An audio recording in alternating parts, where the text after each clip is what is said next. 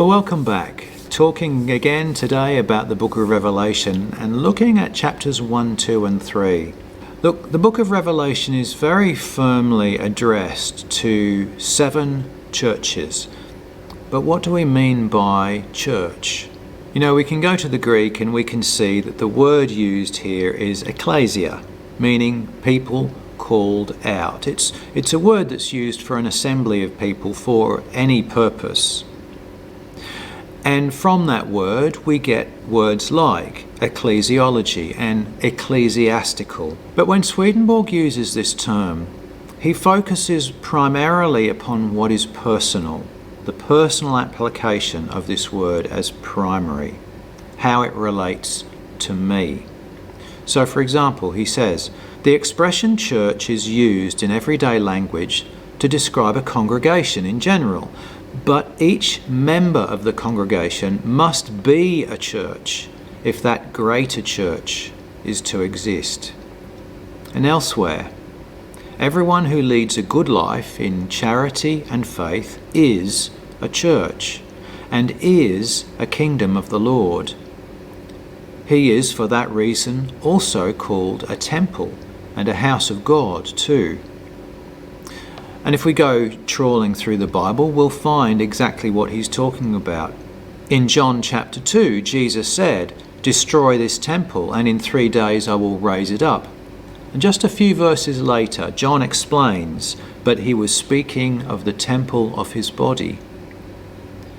And in the epistles, the first epistle to the Corinthians, Paul writes, "Do you not know that you are a temple of God, and that the Spirit of God dwells in you?" And elsewhere in the same epistle, "Or do you not know that your body is the temple of the Holy Spirit who is in you, whom you have from God, and you are not your own?"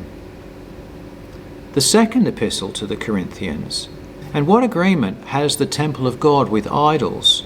For you are the temple of the living God. As God has said, I dwell in them and walk among them. I will be their God, and they shall be my people." So for Swedenborg, it's the personal application of this word church that is primary, and it is from that personal application that we have the church that is made up by the many. Whether you use the expression spiritual man or spiritual church, it amounts to the same thing, because any spiritual person in particular is the church, even as many are in general. If the individual person in particular were not the church, no church in general could exist. And what is this church?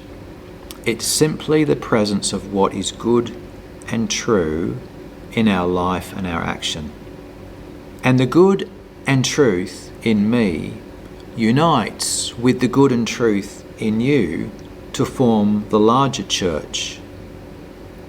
But this is a church that exists beyond organisation, beyond structure, beyond building, and it reaches across the whole world.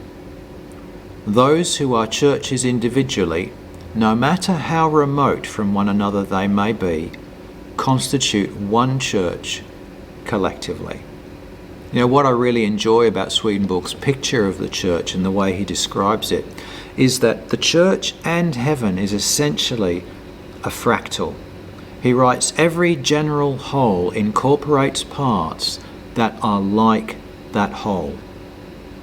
So we each individually are the church in its smallest form. When we come together, we make a church in a larger form. And that church is ruled by one being, and that is the divine.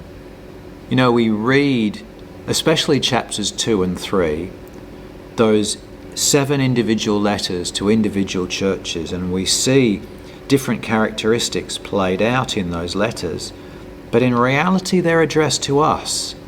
They're addressed to tendencies we all have.